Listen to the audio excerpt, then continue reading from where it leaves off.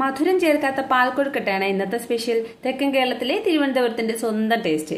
1.5 bowl അരിപ്പൊടിയിലേക്ക് 3/4 teaspoon ഉപ്പും 2 table spoon വെളിച്ചെണ്ണയും ചേർത്ത് 1.5 ബൗൾ ചെറിയ ചൂടുള്ള വെള്ളം ആഡ് ചെയ്ത് നന്നായിട്ട് കുഴച്ചെടുക്കാം. മറ്റൊരു പാത്രത്തിൽ 1/2 ബൗൾ തേങ്ങ ചിരകിയത് 1 കപ്പ് വെള്ളം ചേർത്ത് നന്നായിട്ട് പിഴിഞ്ഞ് കൈകൊണ്ട് തന്നെ അരിച്ച് കുറേ തേങ്ങ കൊത്തു മാറ്റുക. ബാക്കിയുള്ളത് തേങ്ങാപ്പാലിൽ തന്നെ ഇട്ടേക്കണേ. ഇതുപോലെ കുറച്ച് തേങ്ങാക്കൊത്തും കൂടെ ചേർന്ന തേങ്ങാപ്പാലാണ് കിട്ടുന്നത്. കൊഴുക്കട്ട ഉണ്ടാക്കേണ്ട പാത്രത്തിലേക്ക് ഈ തേങ്ങാപ്പാൽ ഒഴിച്ചു കൊടുക്കാം. ശേഷം അതിലേക്ക് തേങ്ങാപ്പാലിന്റെ 3 ഇരട്ടി വെള്ളം കൂടെ നമുക്ക് ആഡ് ചെയ്യാവുന്നതാണ്. അതിലേക്ക് വേണ്ട 1/2 ടീസ്പൂൺ ഉപ്പും ചേർത്ത് നന്നായിട്ടൊന്ന് ഇളക്കിയെടുക്കാം. തേങ്ങാപ്പാൽ നന്നായിട്ട് ചൂടായി വരുമ്പോൾ കുഴച്ച് വെച്ചേക്കുന്ന മാവിൽ നിന്ന് ചെറിയ ചെറിയ ഉരുളകളാക്കി ചൂടായ തേങ്ങാപ്പാലിലേക്ക് ഇടുക. അവസാനത്തെ 3 ഇളക്കുള്ള മാവിൽ 1/2 ഗ്ലാസ് വെള്ളം ചേർത്ത് മാവ് നന്നായിട്ട് മിക്സ് ചെയ്തെടുക്കാം. ഇതുകൂടെ ചേർത്ത് കൊടുക്കുമ്പോൾ നല്ല കുറുകിയ പാൽക്കൊഴുക്കട്ട കിട്ടും. അതിനാണ് എങ്ങനെ ചെയ്യുന്നത്.